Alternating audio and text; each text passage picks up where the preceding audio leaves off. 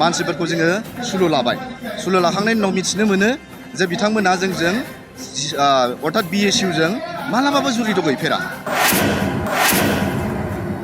जोंनि नाम फाननायखौ जोंनि नाम लानायखौ जोङो गोख्रों रावजों सोंखारियो आरो बेबायदि इयुनाव दाजाथों होननानै जों सिन्था खालामो। खुलुमबाय दिनै आं दंफैयो कालिंदुवार ब्लकआव दिनै मोनसे वर्कार्स मिट जानानै दङ जोंहा मोनथाम बयनिख्रुइबो देरसिन BPF पलिटिकेल पार्टिनि मोनथाम अंग अर्थात बेनो जाहैबाय इउथ BPF आरो वुमेन BPF आरो BSU मोनथाम अर्गेनाइजेसनजों लोगो नांनानै जोङो मोनसे वर्कार्स मिट लानाय जादों। थ' बेयाव फैनानै दिनैहाय आं बिराद गोजोननाय मोन्दों लोगोसे आरो मोनसे खोथाखौ आं दुखु मोन्दों जे मैया मोनसे निउस खोनादों आं बे जाहैबाय जोंना भेरगाव डिस्ट्रिक्टआव डिमाकुसि ओनसोलाव सानैसो सेंग्राफ्रा जोंनि BSU अर्थात बड'लेण्ड स्टुडेन्टस इउनियननि नाम लानानै माखासे जोंनि उल्था दोलोआव अर्थात UPPL दोलोआव बिथांमोना जइन जाहैदों। बे जइन जाहैनायाव जोङो माखौ निन्दा खालामदों होनोबाथाय जे बिथांमोना जोंनि BSUनि नामखौ लानाङामोन जोंनि BSUखौ लानानै नाम फाननानै जे मानसिफोरनो एसे एनै थाखानि लबाव जे बिथांमोनजों जइन जाहैदों बेयाव जोंहा बुंनांगौ गैयामोन नाथाय जोंनि नाम लानानै जइन जाहैनायनि थाखाय बेखौ जोङो गोख्रों रावजों सोंखारियो।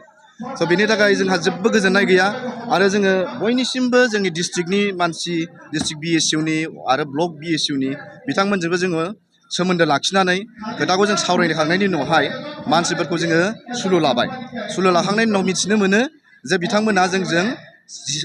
अर्थात BSU जों मालाबाबो जुरिद' गैफेरा। थ' बिथांमोनखौ जोङो दिनैहाय जोंनि नाम फाननायखौ जोंनि नाम लानायखौ जोङो गोख्रों रावजों सोंखारियो आरो बेबायदि इयुनाव दाजाथों होननानै जों सिन्था खालामो। आरो लोगोसे बेखौनो आं बुंनो नागिरो जोंनि बरन्स जोंनि BSUआव जोंनि आरो BSU इउथ BPFआव आरो जोंनि BPF पलिटिकेल पार्टियाव जों कन्टेक्ट जागासिनो दिनै BTC ओनसोलनि जिमानखिनि जुब आरो जुबती बिथांमोन दङ जोङो कन्टेक्ट जागासिनो जोंनि लाहार फाहारखौ नुनानै जोंनि आरोबाव गोदान नैबे फैगौ बिसायख'थियाव आरोबाव जोङो सरकार गठन खालामगोनखौ सिन्था खालामनानै नुनानै मिथिनानै हमदांनो हानानै जोंनि दोलोआव फैनो थाखाय जोंजों समाल'सना खालामगासिनो सरसा सिन्था खालामगासिनो आरो बे समाव मुहुर्त समाव जोंनि दोलोनिफ्राय जे दस्रा दोलोआव थांगोन बे मालाबाबो जानो हानाय नङा आरो 17 बोसोरनि खोथाखौथ' जों खोनासंनो बाबाय बेखौथ' जों मिथिखायो बयबो आरो दिनैहाय नोंथांमोना एसे थाल लादोंना 17 बोसोरनि खोथाखौ एसे दिनैहाय UPPL दोलोआबो बुंनोखौ एसे गारबाय मानो होनोबा दिनैहाय ससियेल मिडियानि जुगाव बयबो आखाइ आखाइ मबाइलाव आखाइ आखाइ स्मार्टफनाव बयबो 17 बोसोर आरो नैबे बिथांमोननि गभर्नमेन्ट सलायनाय बोसोर बेखौ तुलना खालामोबा मा मावदों मा मावाखै बेखौ बयबो दिनैनि तारिखाव रोखासै। अर्थात जोंनि गेजेराव जों BSUआबो किसुमान बहुतखिनि रेजुलेसन लाबोनाय दङ जोंहा दिनैहाय बांसिन BTC ओनसोलाव जोङो जुबती अर्थात जोङो इउथ इम्पावारमेन्टखौ माबोरै खालामनो हायो बेनि थाखाय जों खामानि मावगासिनो दङ। जोंहा BSU हिसाबै जोंनि समग्र BTC ओनसोलाव जिमानखिनि जाति जनगोष्ठी दङ बिथांमोननि छात्र बिथांमोननि स्टुडेन्टसफोरखौ जोंहा दायित्व दङ बेखौ जों रोखायै मिन्थिगौ आरो बिथांमोननि थाखायनो जों खामानि मावगोन होननानै जोङो दिनै खोथा होयो आरो बेजों लोगोसेनो जोंहा जुदि सरकार फैयोबा जोंहा हाग्रामा महिलारि बिथां साराबो रोखायै गोग्गोम भाबै रिजलिउसन लाखानाय दङ बे रिजलिउसननि गेजेरावनो बांसिनै जोङो इयुथ्सफोरखौनो स्टुडेन्टसफोरखौनो जोङो बांसिन मोजां एम्पावार खालामगोन आरो मोजां लामायाव लाबोनायजों लोगोसे जों बिथांमोनखौ डेभेलप खालामगोनखौ जों सिन्था खालामगासिनो दङ आरो बेखौ जोङो होनबावनांगोन दिनैहाय